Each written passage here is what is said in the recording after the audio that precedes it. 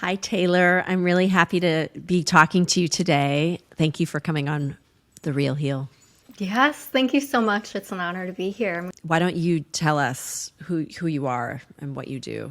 I am a registered dietitian and I run a private practice. We focus a lot on body image, disordered eating, recovery, and also I'm vegan and I have specialty in vegan nutrition, so we focus on that as well. That's wonderful. I can't wait to talk about all of that with you. I read that you were pre-med initially. What made you make a switch? I think that had more to do with just realizing medicine wasn't for me more than feeling super called toward nutrition, if you will. So that just seemed like a better fit for me and kind of marrying, the science and the clinical part of it with more of the human aspect. And what are you most concerned about? And what would you say is the biggest problem that the people that come to you are facing? I think really it just comes down to people feeling very disembodied, right? They're not connected with their bodies. They think they don't know how to eat. They think they need someone to tell them exactly what to do and how to eat. They don't trust themselves. They're very confused by what the internet is saying, what the books are saying, and is this food bad or is this food good? And that can contribute not only just to a lot of confusion, but also some anxiety, some disordered eating. So that's really what I specialize in, is helping people really connect with their internal wisdom and really build that trust with their bodies. And yes, I'm here to offer some gentle guidance and some gentle nutrition recommendations, but we do that in a way where it's really incorporated with their lived experience and their internal wisdom. It's not trumping that, if that makes sense. It sounds like your dream is that people would be free of this, be free of this confusion and this way of not being connected to themselves. I would love to see a world where, we all continue to have that intuition that we're born with around food, right? When you think about babies and little ones, like they know when they're hungry, they know when they're full, they're very clear, right? When they want food, when they're done with food, sometimes they're kind of picky and only want one thing. Sometimes they're really adventurous and want to explore and eat a variety. And typically, when left to their natural devices, like they have a pretty decent relationship with food, but it's through, our culture and all of the rules and messages that we begin to kind of lose that intuition and lose that trust. So I think I would say, yeah, my dream would be that people would never become disconnected, that they would always have that with them. Yeah, it's really interesting. I have a child that I have fed very, very healthy from conception, breastfeeding to first foods, all the way up. And then, life kicks in and they start to learn about Takis because they're all the rage, whatever the heck the Taki is. So he, when you said if they're left to their own devices, he does have a very intuitive sense of, oh, I know that I feel like I might not feel so well, or I've been eating so naughty that I should eat my greens and I should make sure I have brown rice and I should have beans. He has a sense of eating good food. But truthfully, I think even children, in my experience, if you put a 4-year-old in front of blueberries and a cake and you say you can pick, some might pick the blueberries at first. Bear did for the first 3 years. But it was more like you can have the blueberries instead of the cake. But if I said you could order out from your favorite vegan restaurant every single day and get vegan, all the fun, naughty stuff, he would. You know what I mean? And so I'm curious about that kind of, I wonder if we just always have to have some kind of boundary with ourselves about, actually, that's not a good idea to eat out every single day, this fun, delicious, naughty food. It's not going to fuel me. So in terms of when you were talking about natural intuition, I'm just curious about it because, if all the worst foods in the world made my body feel good and look good and didn't cause harm, I would probably want to eat them, right? But I have a knowing that they don't make me feel good. They're not good for the earth and they're bad for animals and that they're going to make me feel terrible. So I can make better choices more often. Help me understand that intuition part of it. Yeah. And thank you for those questions, because those are really, really common questions that people have when they first hear of intuitive eating. And I'm wondering if we should actually define what that is first before we dive into it. Do you Sure. think that would Yeah. be helpful? It's a science-based framework that was developed by two registered dietitians all the way back in 1995. So it's been around for a while. There's multiple editions of the book by this point, but because it's been around for so long, it's been well studied. I think it's over 150 research papers now on intuitive eating, which is really great because we have solid evidence to kind of point toward the mental and physical health benefits of it, not just saying, making promises of this is what you'll experience. And there's 10 principles to it. So, it's a framework that has specific strategies and principles to it. And I think, if anyone wants to learn more about that, they can go to intuitiveeating.org, look at resources, learn about the creators, buy the book, et cetera. This isn't something that, I made up, or this isn't just my spin on it. But the whole idea is that giving ourselves unconditional permission to eat food across the board, right? And really building that trust with our bodies. And the succinct way that the creators describe it, they say it's a dynamic interplay of instinct, emotion, and thought. And so a lot of people will think, oh, it's just instinct. It just means eat whatever you want, whenever you want. And that's not necessarily true, because that's kind of leaving out the emotion part and the thought part. So like you said, I know when I eat X food this frequently, I tend to not feel very good. So I'm not going to do that, right? That's still intuitive eating, because that's using, your experience and your thought and your logic, rather than saying this food is bad for me and I'm a bad person if I eat it, right? That's a bit of a different narrative. And so much goes into it, right? Even using words like naughty to describe foods can even put them on a certain pedestal, right? That we kind of look at foods in a certain way. Or, when we tend to think of foods a certain way or tell ourselves we can't have them, we tend to have more of a drive for them. Or when we do get them, the experience we have may be way more intense than if they were just kind of everyday foods that were very normalized. You have them when you want, you can pass it up when you don't want it, that sort of thing. And I'll say I'm not a pediatric dietitian, so kids are not my specialty, but there is another cool framework called the division of responsibility in feeding.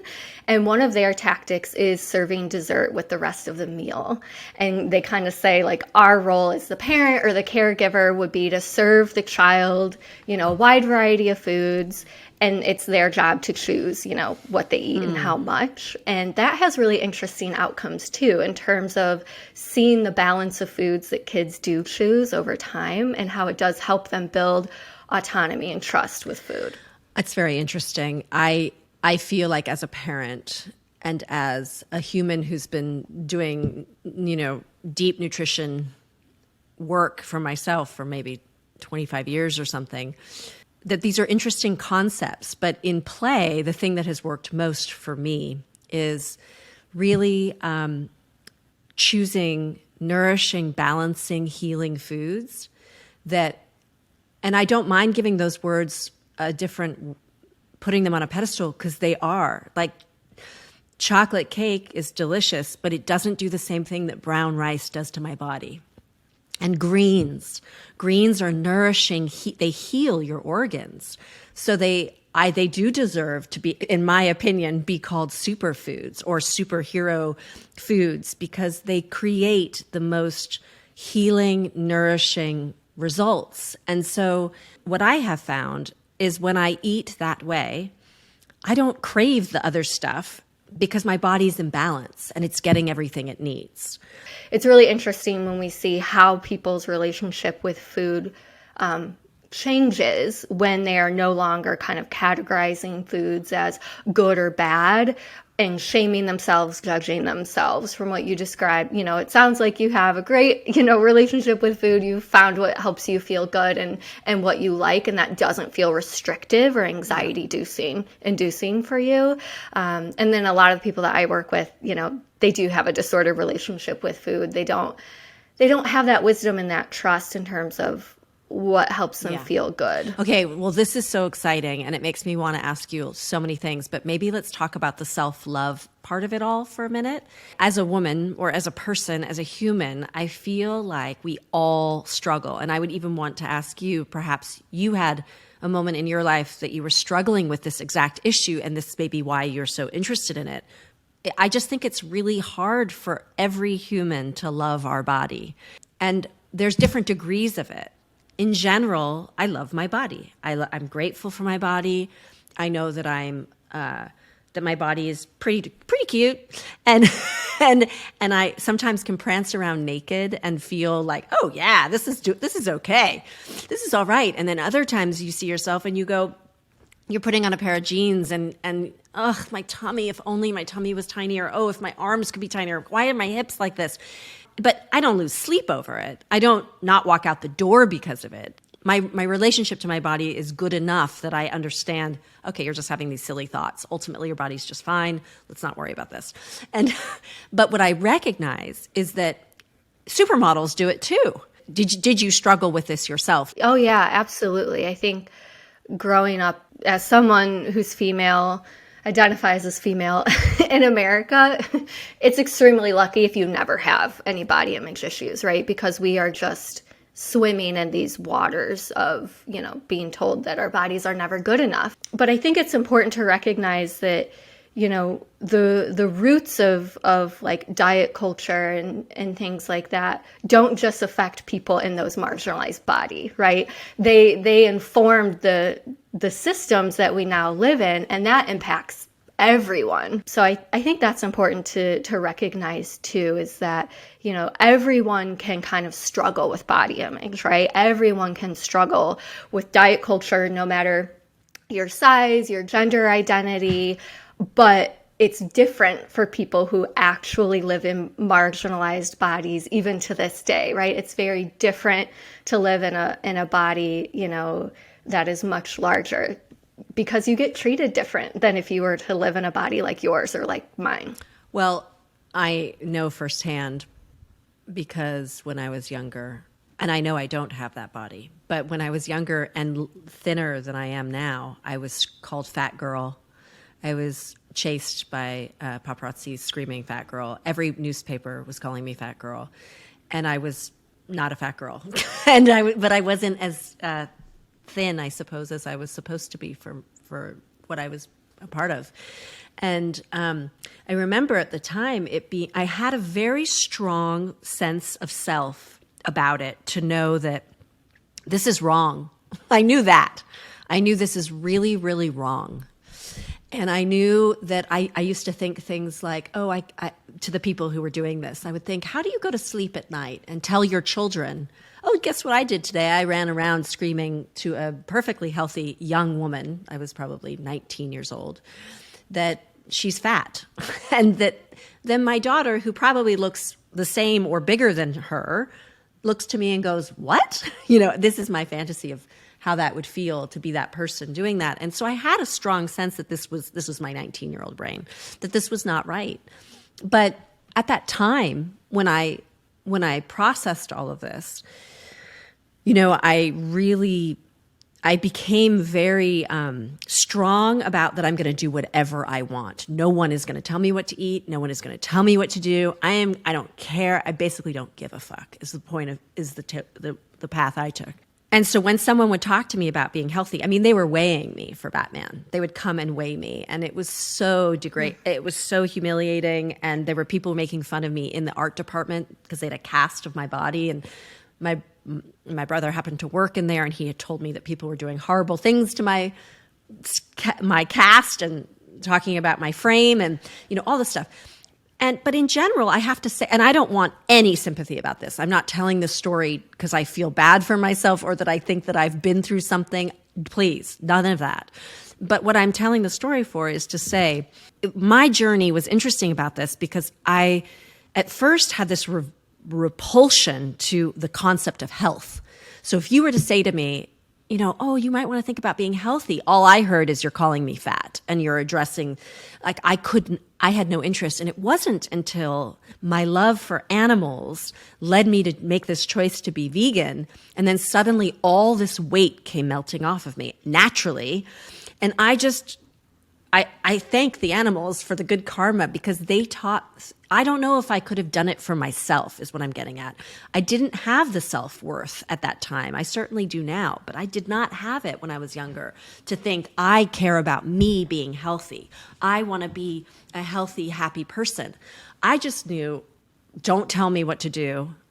I'm 19. Don't tell me what to do. Do not call me fat. And this is awful. And now I, of course, felt really fat. And so I think what is so interesting about it is even now, if I gain a little weight, I feel different. And I don't mean that I don't mean intellectually. I don't mean, judging myself. I mean, my actual body doesn't want to have extra inflammation on it. It doesn't want to have, that's the beauty of having gone down this path. I went vegan, my whole body changed, my health changed. I ditched my asthma inhaler. I stopped taking allergy shots. I never had to go to the doctor for antibiotics ever again, until I got attacked by some dogs. And then I had to get, my leg sewn up. And then I took antibiotics. But the point being that my body healed itself. And I found a way of really being able to trust it, listen to it, all those things that you're talking about, that intuition. And I think that what's a shame is that until you have actually experienced the feeling of what it is to feel good, like really, truly clean, healthy, good food in your body, you just have no idea. So my 19-year-old self had no idea what health felt like and how I would become addicted to the feeling of wanting to feel good, or at least have a knowing sense of what I always want to get back to. And then I think it's really difficult to make the choice to want to take care of yourself because it's really hard to give yourself that love, to know that you are worthy of that love, that you deserve that. It's just really difficult. And so I think for me, it was about, and I don't think this is necessarily the healthy road in, I'm assuming you get people to find love in themselves through therapy and help and all these wonderful things that you'll tell us about. But for me, the animals got me in because it was because of them that I was able to feel the benefits without having to try. And the focus wasn't on me. And through there, I found the journey of loving myself and respecting myself because it felt so good. And once you feel that high of having it all clean and healthy, it's like, when you're walking around lighter and it's this, and having spontaneous fits of joy just because of the food that you eat, because your body feels so good that you're like, I'm so happy right now. What is wrong with me?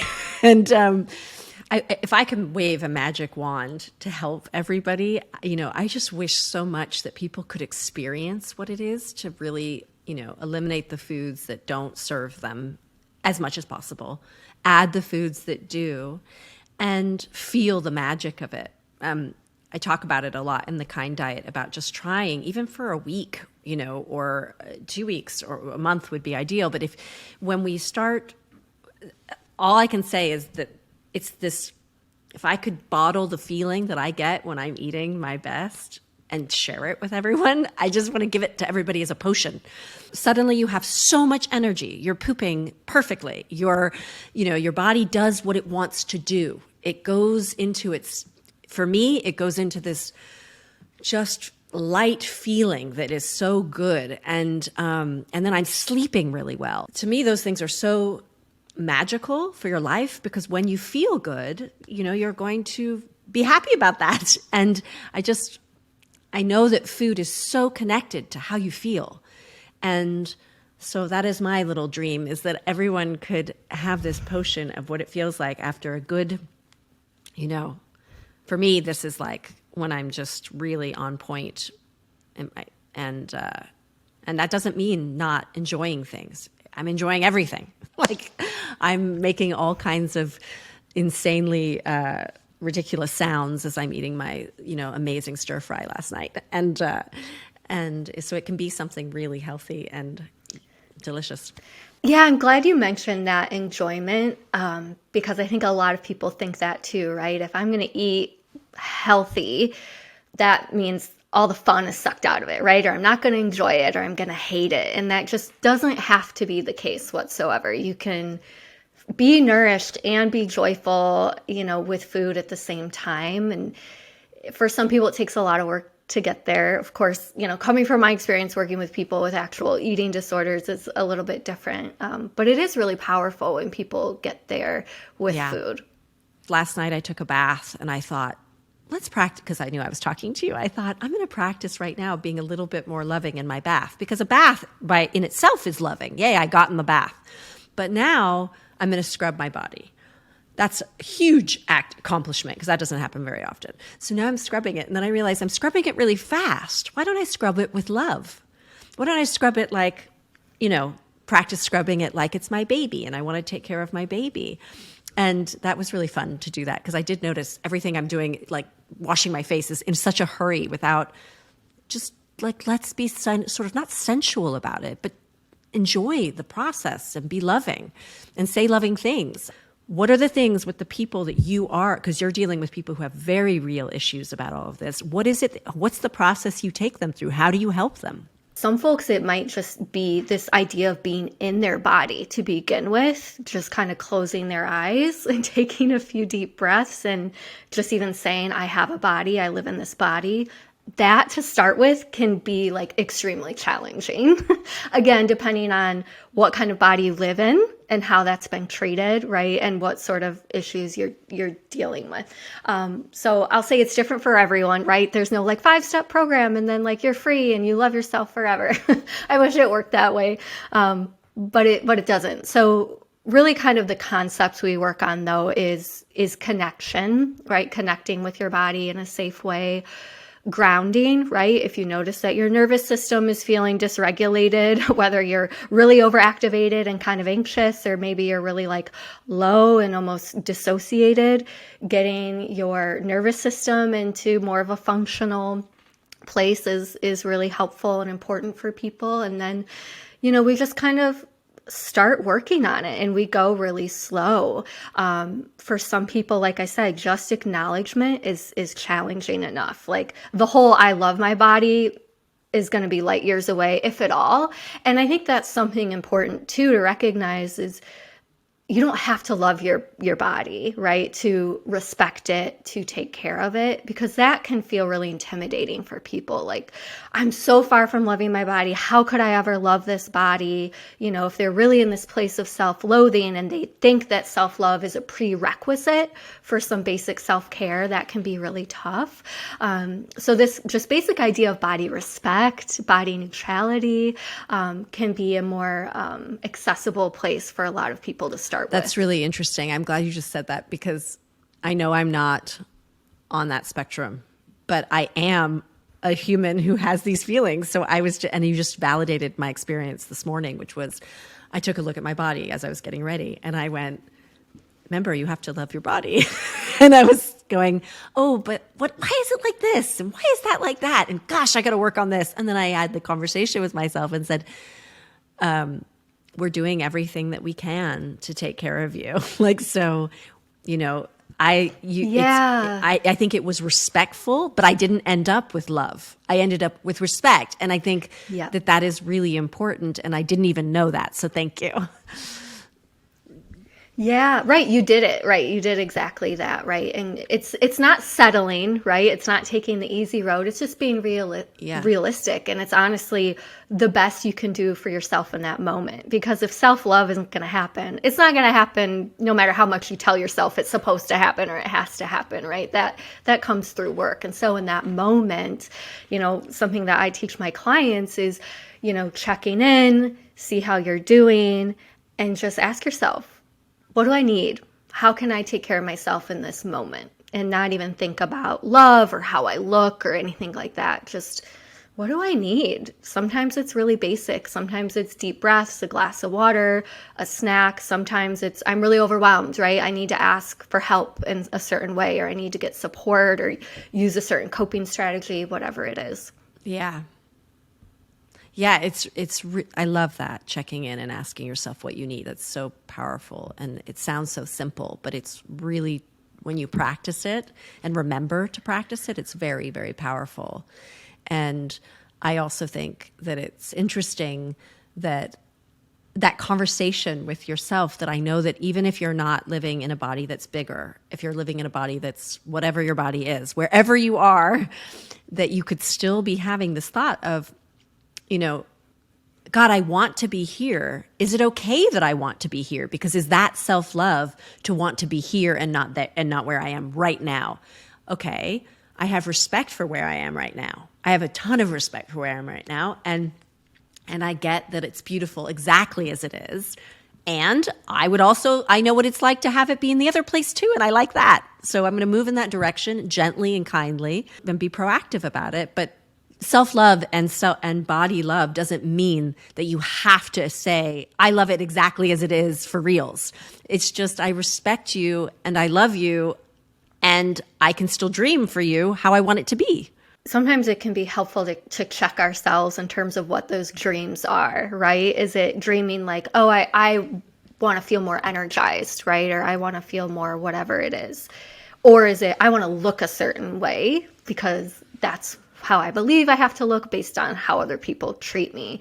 And that's where we can get into trouble, and where a lot of my clients struggle, right, with eating disorder issues and a lot of that body image stuff, which again, it's the world that we live in. It's the air we breathe. It's so hard. We don't live in a vacuum. We can't ignore these external factors. Or for people who actually do live in marginalized bodies, like, it's difficult to do certain things or uncomfortable to do certain things in their body. And so they're like, oh, I really have to change my body, right? And that's really, really hard, to feel like the world isn't made for you, or it's not accommodating you, or just stepping outside your front door.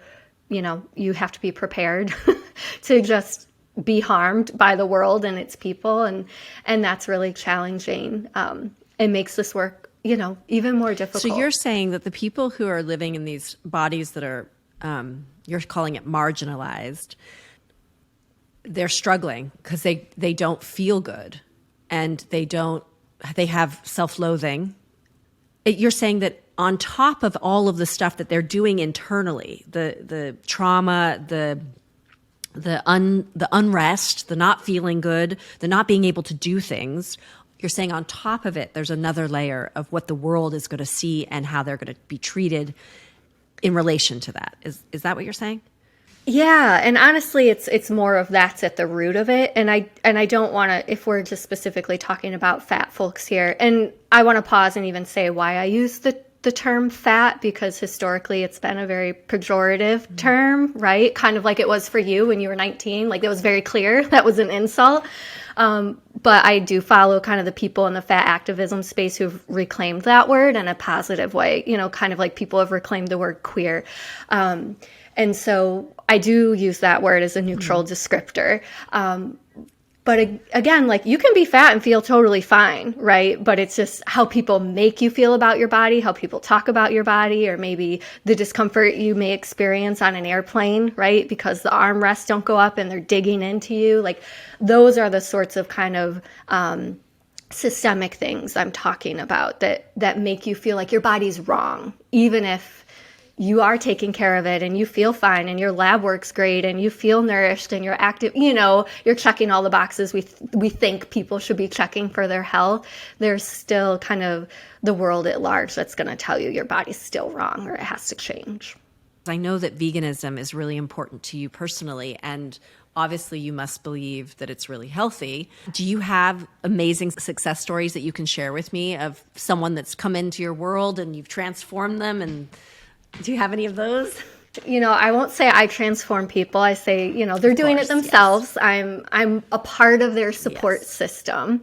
But yeah, it's really cool, especially people that I'll work with long term, like for years, just to see how they progress in their, not only, their behaviors of what they're actually doing, but their relationship with food, right? Maybe they came from a place where they were stuck in this yo-yo cycle between restricting and binging all the time. They felt terrible physically. They felt terrible about themselves, horrible body image, to come to a place of more easeful kind of balance with food. They're nourishing themselves regularly. They're not restricting certain foods. They're having the, let's say, chocolate cake when they want it, but it's not a big deal, that sort of thing. And they're just not obsessed about food anymore. And they're learning to be more connected with their body. They're learning to trust that more, right? To really be able to trust that their body will tell them when, what, and how much to eat, and when, what, and how much to move their bodies, right? And really just learning to rely on those internal messages. And for me, that's the most beautiful thing, is not only the recovery, right, from actual like harmful behaviors, but that internal wisdom and trust that people have, because that's a resource that no one can take away from you, that will serve you, moving forward forever. We've talked a lot about self-love and healing ourselves and all that is and the challenges of that. But one of the things you talked about also was that no matter where we are, sometimes walking out into the world, society and our culture and the things that we're fed in the world can be not helpful and not help us in our process of loving ourselves. So I guess my question to you is, what can we as a society do? What are all the things that we can do to help someone who might be on the journey of trying to find self-love, or might be on the journey of finding love for their bodies? And how can we help facilitate that rather than be one more block in that journey? In terms of what we can do as individuals, I think, is just be aware of how we talk about bodies in our conversations, not only with ourselves, of course, but with our family, with our friends, with other people, right? In terms of the assumptions we're making, or the hierarchy of bodies we might be talking about, or making assumptions that certain bodies are good or healthy and others aren't. I think just checking ourselves and how we talk about bodies, how we talk about food and dieting. I mean, gosh, there's so much that can trigger folks out there. So I think a lot of it is almost more of what not to do, right? How not to talk unkind about bodies, and just giving people that space, right, to live their lives and do their thing. And a lot of these issues do stem in systemic, areas in terms of folks having resources to certain things. But I think on an individual level, we can just speak a lot more kindly about bodies, or not at all, right? Maybe it's not always necessary to even make comments about bodies. If you could give somebody one thing to take a new step for themselves in this journey, what's the first thing that they can do? I think getting comfortable with checking in with yourself is really powerful and really should be the foundation for this work of just, how am I in this moment? How am I today? How am I feeling physically? How am I feeling mentally? And that's going to help set them up to get more familiar with not only their body's cues, right? But then getting more familiar with what their needs are, so that they can be more prepared to go out and meet those needs and practice keeping the focus there, right? Rather than how I look or what the size of my pants are or how much I weigh. But what if they do? What if they just do care about the size of their pants and the way that they look, and they don't like it? Yeah, no, absolutely. And that's common for so many of us, right? And that's where we really practice redirecting, right? We kind of acknowledge that voice. I'm like, okay, I hear you. And I'm going to redirect my energy and focus back to how am I? And what do I need right now?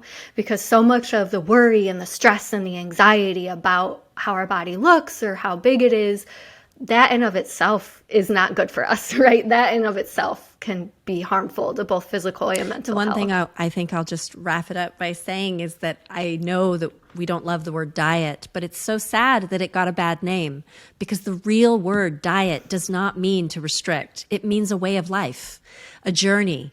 And that's why I call my book The Kind Diet, was because it was to have a new path, a journey to the best, most healthy version of yourself that you feel good, where you make choices that are good for you, whatever that is, and trusting your intuition and being kind to yourself. And that diet, I would love if we could reclaim the word diet, but it's okay. But it's a beautiful thing, what it was intended to mean. Yeah, right. It's no longer this neutral description of what you eat, right? But it has more of that kind of fad, restrictive diet connotation. Yeah, absolutely. Well, thank you so much, Taylor. You've given me so much to think about, and I think this is going to resonate with so many of our listeners. And thank you for taking the time to talk to us, Taylor. Thank you for the opportunity. It's been my pleasure. To dig deeper into this episode's topic and resources, visit thekindlife.com. The Real Heal is an iHeartRadio production made in partnership with Frequency Media.